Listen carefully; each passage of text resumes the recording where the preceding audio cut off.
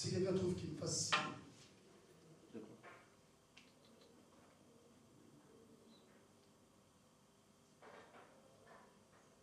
Verset 7. L'homme ne doit pas couvrir la tête, puisqu'il est l'image et la gloire de Dieu. 1 Corinthiens 11, verset 7. Tandis que la femme est la gloire de l'homme.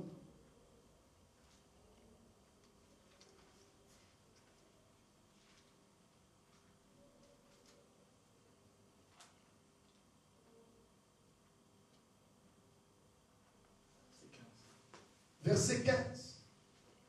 Mais que c'est une gloire pour la femme d'emporter, parce que la chevelure lui a été donnée comme voile. Verset 13. Jugez en vous-même. Est-il convenable qu'une femme prie Dieu sans être voilée? La nature elle-même ne vous enseigne-t-elle pas que c'est une honte pour l'homme de porter de longs cheveux, mais que c'est une gloire pour la femme d'en porter, parce que la chevelure lui a été donnée comme voile? C'est une gloire, c'est un capote pour la femme d'avoir des cheveux longs. Et cette femme, Marie, a fait une alliance de capote, de gloire, avec Jésus. Alléluia. Elle lui a donné sa gloire. C'est une relation de gloire entre la famille de Lazare et Jésus. Marie vient, boum, brusquement dans sa vie.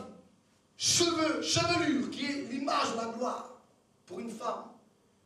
Elle les suit avec les pieds de Jésus.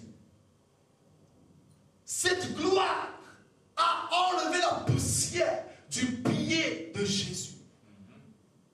Alors lui aussi va dire à Marthe, qui est la sœur de celle qui a donné la gloire: si tu crois, tu verras la gloire. Ta sœur m'a donné la gloire. Moi aussi, je viens vous donner ma gloire. Alléluia. La gloire de Marie, c'est quand Jésus était à table. Il était déjà en train de manger. C'était trop tard. On ne lui a pas amené de l'eau pour laver ses pieds. On ne lui a pas donné de baiser. On n'a pas oint. Trop tard, c'est déjà fait. Il est à la fin du repas. C'est à la fin qu'on va lui laver les pieds. C'est à la fin que capote arrive au pied de Jésus. Amen. Gloire à Dieu. Amen. Ça, c'est prophétique. Acclamons Dieu. Alléluia. Yes. C'est pas grave, je vous comprendrai cette problème. Normalement, ça se fait avant le repas, avant qu'il s'installe. Yes. Lave le pied de ton invité. Mais Jésus, on va lui laver les pieds à la fin. Lisons-le, pasteur Aristote, s'il vous plaît.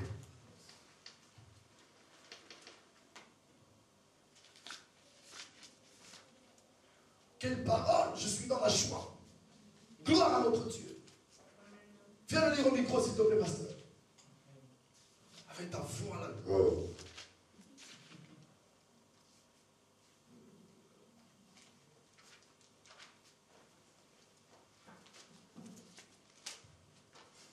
Viens.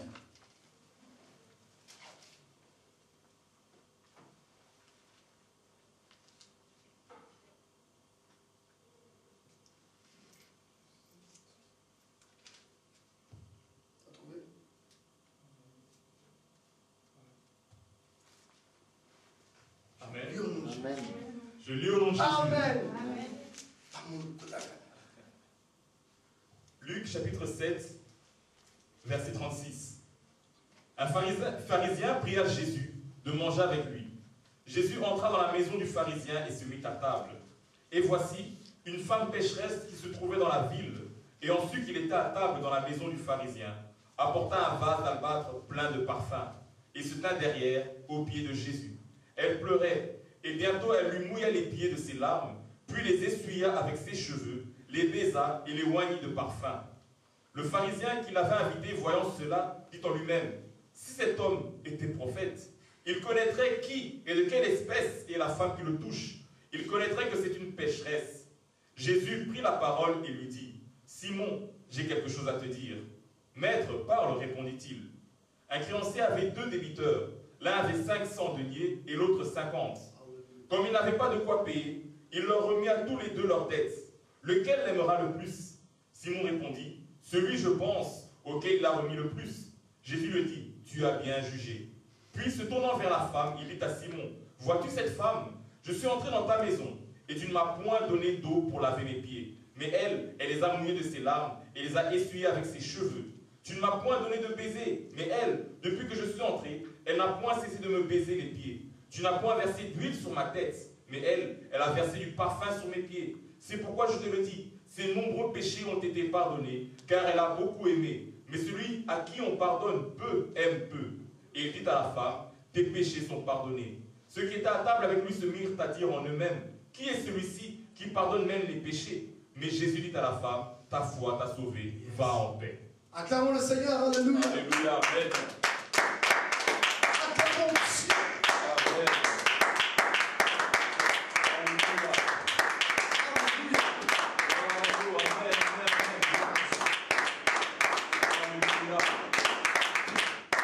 Amen. Amen. Amen.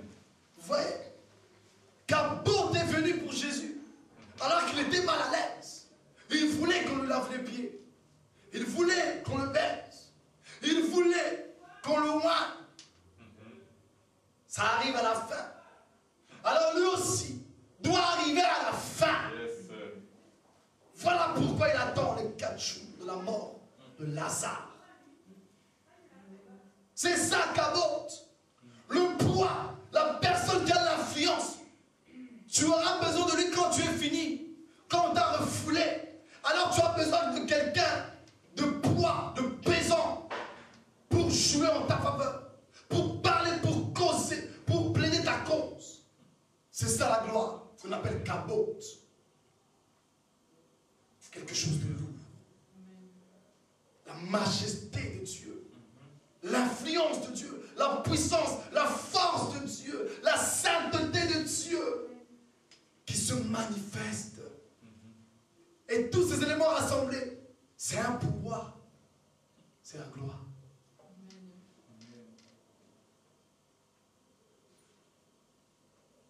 Alléluia. Gloire à Dieu. Jésus est Seigneur. Amen. La gloire de Dieu se manifeste pas avant que les problèmes s'aggravent. La gloire de Dieu ne se manifeste pas avant que les choses s'empirent. Mais la gloire de Dieu se manifeste quand il est trop tard. Quand il n'y a plus de vie. Plus de mariage. Plus de travail. Plus de réponse de la part de l'État. Quand personne ne peut rien pour toi. Alors Dieu envoie son pouvoir. Amen. Amen. Alléluia. Jésus est Seigneur.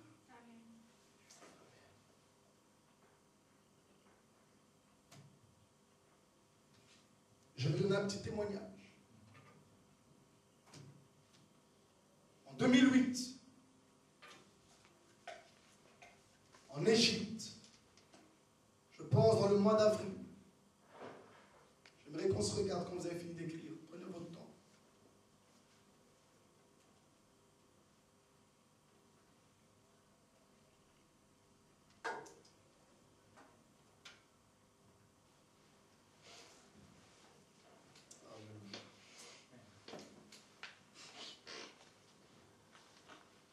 Amen. Amen.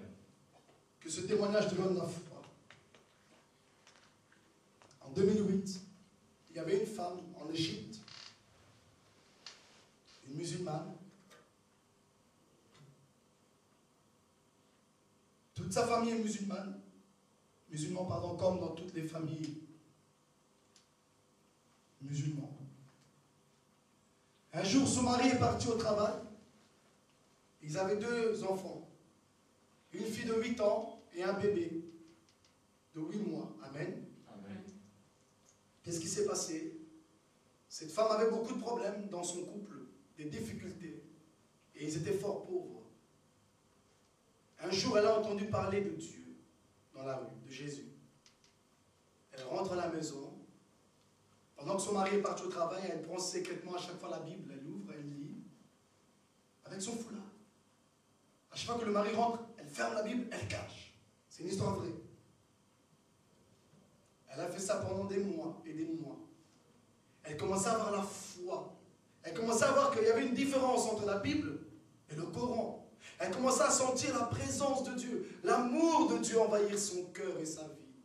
Elle priait pour ses enfants. Elle commençait à utiliser le nom de Jésus. Amen. Mais son mari était toujours musulman, vivant dans un pays musulman. Amen. En Égypte. Un jour, son mari revient plus tôt que prévu du travail.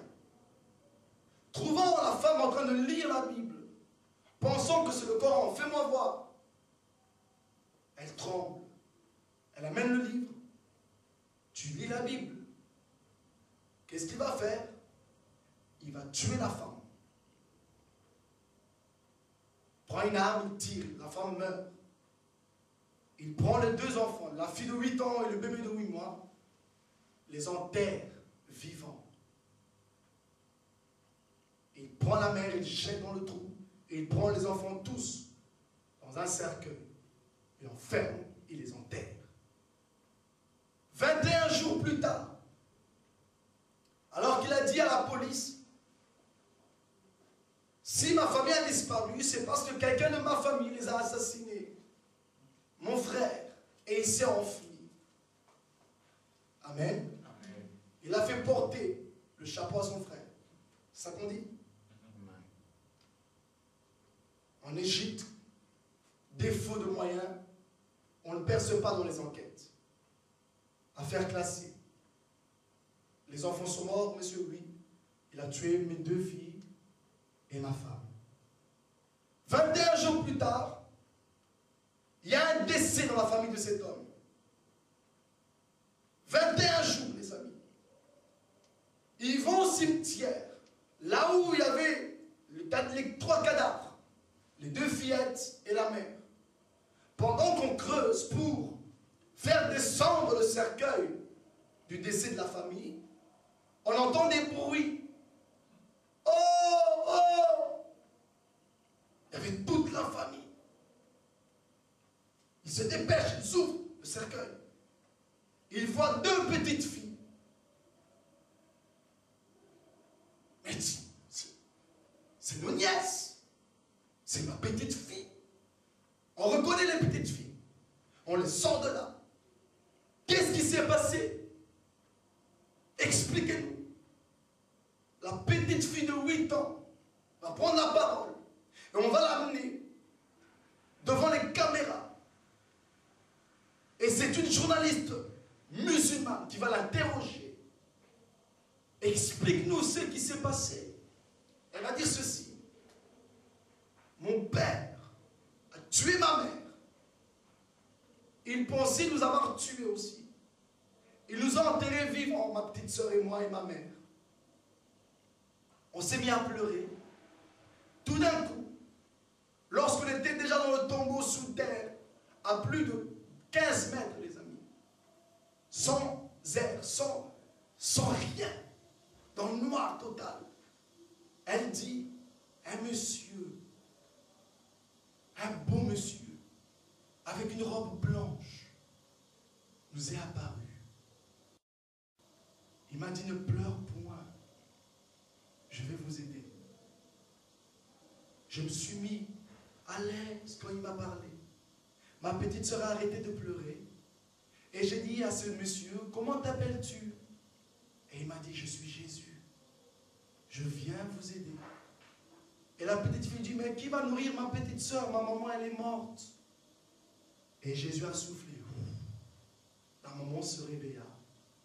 Pendant 21 jours, la maman a allaité la petite, lui a donné à manger. Et la petite fille dit, chaque jour, ce monsieur venait là où on était, il nous apportait du pain, de l'eau, il nous apportait à manger quand on voulait. Dès qu'on avait faim, il arrivait à chaque fois.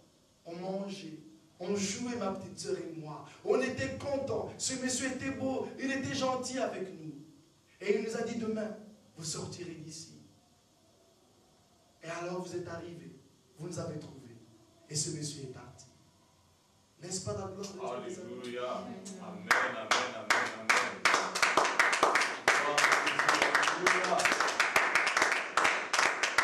N'est-ce pas la gloire de Dieu? Yes. Pourquoi n'a-t-il pas protégé les petites filles avant le tombeau? Il a permis que ces petites filles vivent l'atrocité. Qu'ils vivent ce qui est cruel, père d'un parent. Que leur père soit un assassin, qui les enterre sans amour. C'est ça qu'importe. Quand il n'y a plus rien, plus d'espoir, il y a la mort. Jésus a ramené la femme en vie pour un temps. Et la fille va dire, vous savez, il ne faut pas pleurer pour ma maman. Hein. Le monsieur était revenu pendant que vous nous déterrez. Il m'a montré ma maman. Elle était souriante. Elle était avec lui. Et il y avait plein d'autres messieurs qui étaient habillés avec des robes blanches. Ils étaient tous heureux. Ils étaient tous dans la joie. Je pense que ce monsieur, c'est Jésus-Christ, le Seigneur et le Sauveur. Et on lui dit, oui, c'est vrai, c'est Sidney Aïssa, le prophète de l'islam. Oui, il peut faire des miracles. Elle a fait 8 ans, elle dit, je ne pense pas que c'est votre Sidney Aïssa. On lui dit pourquoi? Parce que le monsieur que moi j'ai vu, il avait des trous dans ses mains. Amen. Dieu lui a donné la sagesse de comprendre que ce n'était pas le Jésus présenté dans l'islam, mais le Jésus présenté dans ce livre. Qu'apporte le Dieu de miracles, le Dieu de gloire, porte éternelle, l'un-don. Alléluia. Élevez-vous, que le roi de gloire fasse son entrée dans la vie de son peuple, dans le nom de Jésus. Je proclame qu'abonde dans vos vies, que la gloire de Dieu se manifeste, que la gloire de Dieu vous suive, que la gloire de Dieu se révèle dans les moments difficiles, là où il y a la mort, là où il y a la difficulté, que la gloire de Dieu apparaisse dans le nom de Jésus. Que Dieu vous bénisse.